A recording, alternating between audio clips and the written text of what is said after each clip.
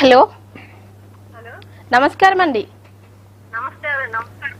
మీ పేరు? గోవిందమ్మ గారు, ఎవరి గురించి తెలుసుకోవాలనుకుంటున్నారండి? అంటే చిన్నప్పుడు అమ్మ చనిపోయినారు. హలో, కొంచెం గట్టిగా మాట్లాడండి. మాకు చిన్నప్పుడే అమ్మ చనిపోయినారండి. ఓకే. మాకు అన్నయ్య చనిపోయినాడు. ఓకే అండి, మీ సమస్య చెప్పండి. అన్నయ్యకి నాకు పెళ్ళయింది. హలో హలో అన్నయ్యకి నాకు పెళ్ళయింది. ఇద్దరు అక్కలకి పెళ్లి కాలేదు. ఓకే అండి. అయితే అన్నయ్య చనిపోయినట్టు గొడవలు వంక వాళ్ళు వేరేగా ఉన్నారు, మేము వేరేగా ఉన్నాం. అంటే వాళ్ళ అమ్మాయి వాళ్ళకి అలా చేసేవారు అనమాట. కుటుంబ సమస్యలా అండి?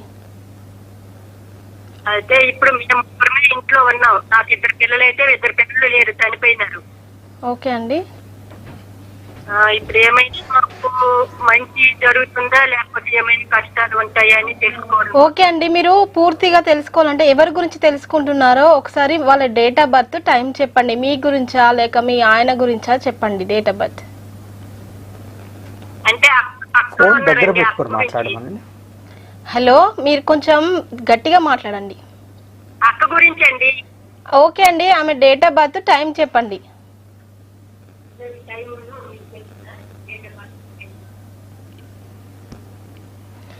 హలో, మీరు కాల్ చేసినప్పుడు మీకు పూర్తిగా తెలియాలంటే డేట్ ఆఫ్ బర్త్ టైం మొత్తం చెప్పాలండి. హలో,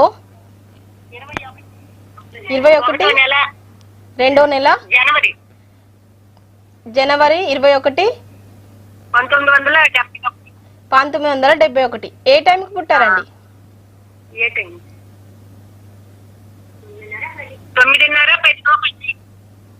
9:30 రాత్రి సమయమా ఉదయమా? హలో హలో రాత్రి సమయమా ఉదయమా అండి? పగలే. ఓకే, ఉదయం 9:30 గంటలకు. ఓకే అండి, గురుగారితో మాట్లాడండి.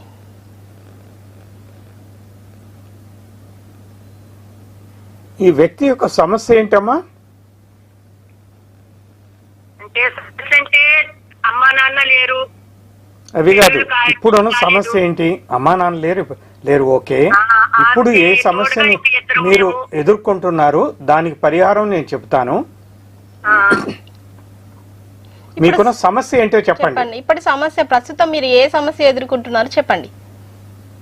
అంటే మాకు ఎవరు ఇచ్చేవాళ్ళు ఎవరు ఏమీ లేదు. కుటుంబ సమస్యలు, కష్టపడితేనే.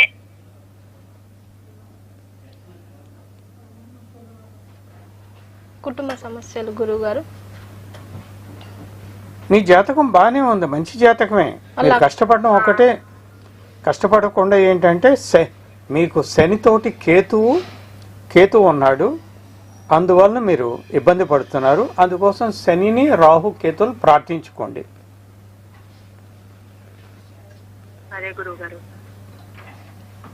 ఓకే, గురువు గారు చెప్పినట్టు పాటించండి, మంచి ఫలితాలు లభిస్తాయి.